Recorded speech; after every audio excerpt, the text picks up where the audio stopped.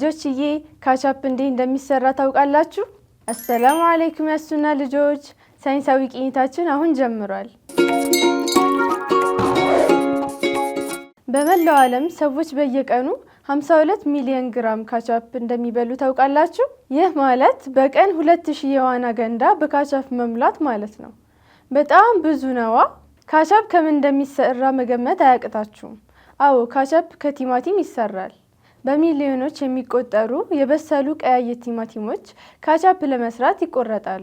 ከዛም ወደ ካቻፕ ፋብሪካ ጉዟቸውን ይቀጥላሉ። በፋብሪካ ውስጥ ቲማቲሞቹ በደንብ ይታጠባሉ። ከዛ ይጨመቁና ወፍራም ሳልሳ እስኪሆን ድረስ ያበስሉታል። ቀጥሎም 5 ነገሮች ይጨመርበታል።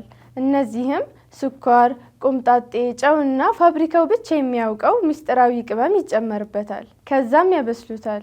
በመቀጠልም ካቻፑ ትክክለኛ ውህድ እንዳለው ለማረጋገጥ ኳንቲፋየር በሚባል ማሽን ይሞከራል። ካቻፑ በጣም የሚፈስ ወይም በጣም ወፍራም መሆን የለበትም። ካቻፑ ፈተና ካለፈ በኋላ ይታሸጋል። ልጆች፣ ካቻፑን ብልቃጥ ውስጥ የሚሞላውና የሚታሸገው በማሽን አማካኝነት ነው። እንዴት እንደሚያሽገው ልንገራችሁ። መጀመሪያ ማሽኑ ብልቃጡን ባዶውን ይመዘናል። ከዛም ካቻፑ ሲሞላ ክብደቱ ስንት መሆን እንዳለበት ስለሚያውቅ ካቻፑ ብልቃጡ ውስጥ ሲሞላና ያኛው ክብደት ላይ ሲደርስ መሙላት ያቆማል። በመቀጠልም የብልቃጡ ክዳን ማሽኑ ውስጥ ይደረጋል። ማሽኑ እያስተካከለ ክዳኑን አንድ በአንድ ወደ ብልቃጡ እየወሰደ ይከድነዋል። በመጨረሻም ብልቃጦቹ ይታሸጉና ወደ ገበያ ይቀርባሉ።